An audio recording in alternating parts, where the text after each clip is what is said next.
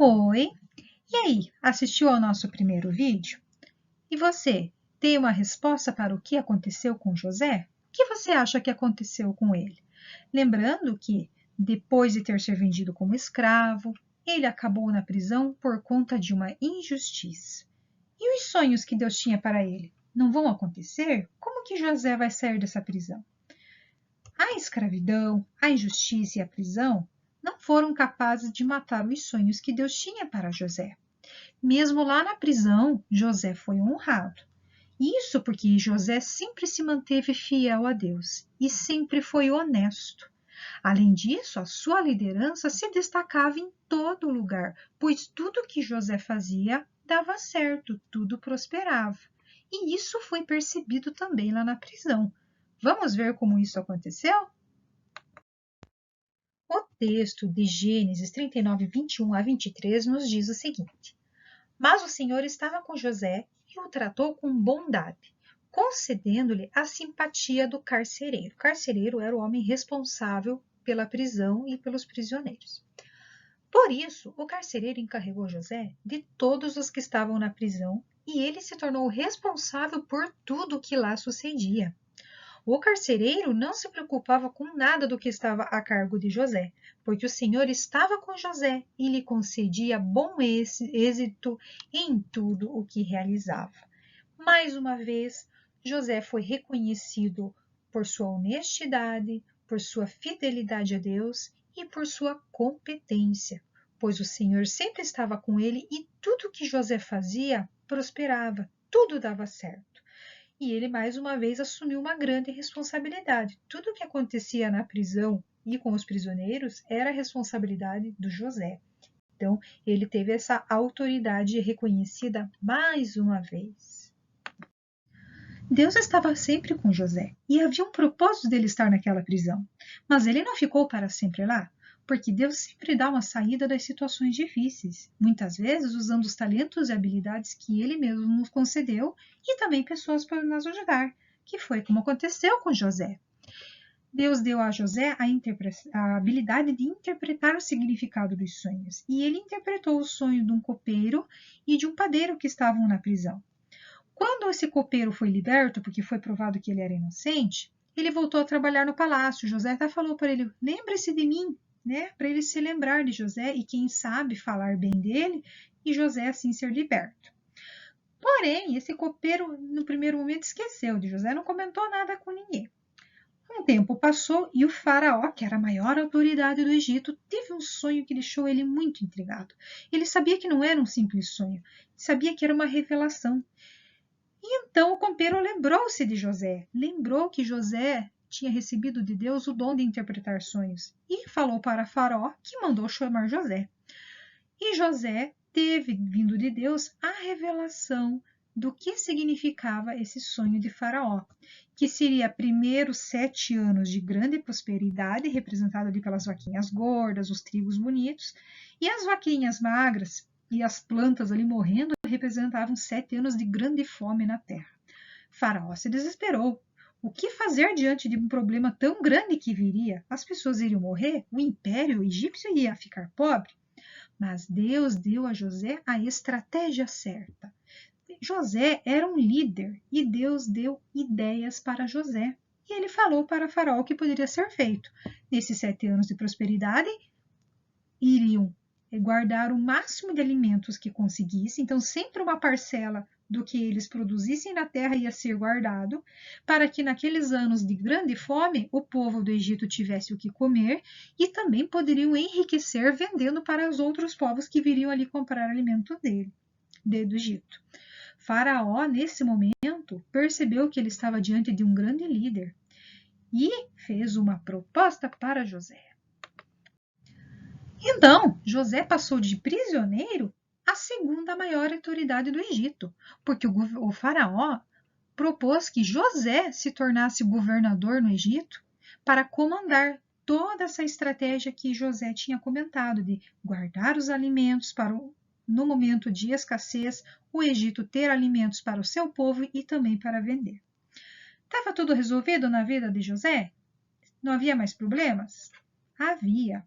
Os problemas do passado, as lembranças do passado ainda estavam ali. Havia problemas do passado que ainda não haviam sido resolvidos, os problemas familiares. Então não estava tudo realmente bem. Chegou o período de dificuldade. Muitos povos de várias regiões, sabendo que no Egito havia muito alimento estocado, que era o projeto de José, iam ao Egito comprar alimentos. Os irmãos de José também foram até lá comprar alimentos, porque na terra deles também havia fome. E foi aí que eles se encontraram. Porém, José os reconheceu, mas os irmãos não o reconheceram de cara. Como diz aqui, no Egito apresentaram-se, os irmãos, apresentaram-se ao homem mais importante, José. E inclinaram-se perante ele, e José os reconheceu e se lembrou do sonho que tivera. Os irmãos não o reconheceram, davam-no como morto. Lembra do sonho dos feixes de trigo se inclinando para aquele feixe que estava de pé como líder? Eram os irmãos de José se inclinando perante ele, e agora estava acontecendo isso de verdade. Os irmãos nem imaginavam, achavam que José estava morto. Então José, num primeiro momento, não se deixou conhecer pelos irmãos. Mais para frente, ele revela a sua identidade. Agora, uma pergunta para vocês pensarem. José tinha poder para se vingar dos irmãos, não tinha? Afinal, José era a segunda maior autoridade no Egito. O que você acha que José fez quando encontrou os seus irmãos? Depois de um tempo pensando, observando as atitudes dos irmãos, José resolve se revelar a sua identidade para eles. Diz assim o nosso versículo aqui. A essa altura, ou seja, depois de um tempo, José já não podia mais conter-se diante de todos os que ali estavam e gritou: façam sair a todos. Assim, ninguém mais estava presente quando José se revelou a seus irmãos. E ele se pôs a chorar tão alto que os egípcios o ouviram e a notícia chegou ao palácio de Faraó. Então, talvez todo aquele sofrimento que estava guardado ali dentro dele veio à tona nesse momento, Toda aquela mágoa, tristeza, a própria saudade da família, tudo aqui veio de uma vez só e ele chorou tão alto que até os egípcios ouviram e a notícia se espalhou. A escolha de José. O que vocês acham? José se vingou? O que ele fez com os irmãos? Ele talvez não tenha contado quem ele era já de cara? Talvez porque estava muito magoado ainda. Talvez porque ainda tivesse medo de que os irmãos fizessem algo ruim contra ele. Afinal, fizeram maldade com ele no passado. Então, a gente não sabe por que José não se revelou de cara assim para os irmãos. Mas o importante é o que ele fez depois disso. Que decisão ele tomou? Vingar-se ou não se vingar? O que ele disse para os seus irmãos? Agora, não se aflijam nem se recriminem por terem me vendido para cá, pois foi para salvar vidas que Deus me enviou adiante de vocês. O que José escolheu fazer? Ele escolheu perdoar e não culpou mais os irmãos pelo que havia acontecido. Ele entendeu que tudo o que aconteceu na vida dele tinha um propósito. Era uma missão que José teria que cumprir para salvar vidas, salvar a vida da própria família e de muitas pessoas que foram salvas da fome. Tudo tinha um propósito. José entendeu isso e não deixou mais a mágoa em seu coração, mesmo que os irmãos tenham feito uma maldade muito grande contra ele. Ele escolheu perdoar e foi o melhor caminho que ele escolheu. Reconciliou de volta a família, pôde ver de volta o seu pai, a alegria que seu pai não tinha mais por achar que o filho estava morto, a alegria voltou, a união, a felicidade, o amor voltou para aquela família. Que lições que aprendemos com essa história?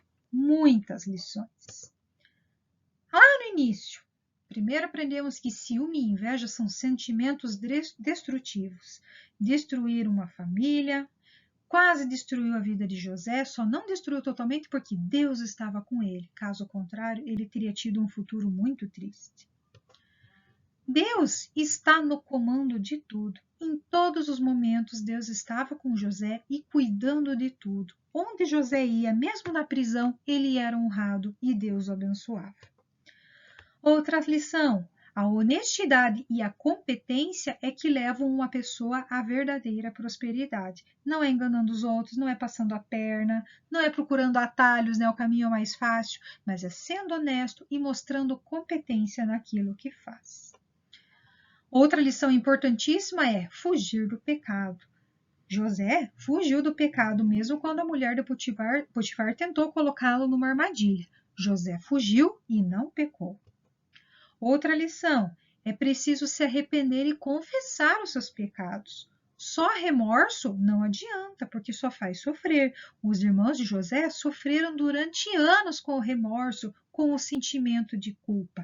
Eles precisavam se arrepender, confessar os seus pecados e perdoar também a si mesmos. E aqui a importância do perdão, o milagre do perdão. O perdão restaurou aquela família, restaurou a felicidade de José, dos irmãos, do pai deles, Jacó. Trouxe realmente a liberdade lá no coração deles. O perdão faz milagres na nossa vida. Outra lição, entender os planos de Deus. Eles sempre vão além do que a gente pensa. Isso ficou muito evidente na vida de José. E outra lição importante é que tudo na nossa vida coopera para o nosso bem. Todas as coisas cooperam para o bem daqueles que amam a Deus. Tudo na vida de José contribuiu para o bem dele. Mesmo em situações difíceis, em tudo Deus usou, transformou o que era ruim em coisas boas para José. E a outra lição é, na família, ajudamos uns aos outros.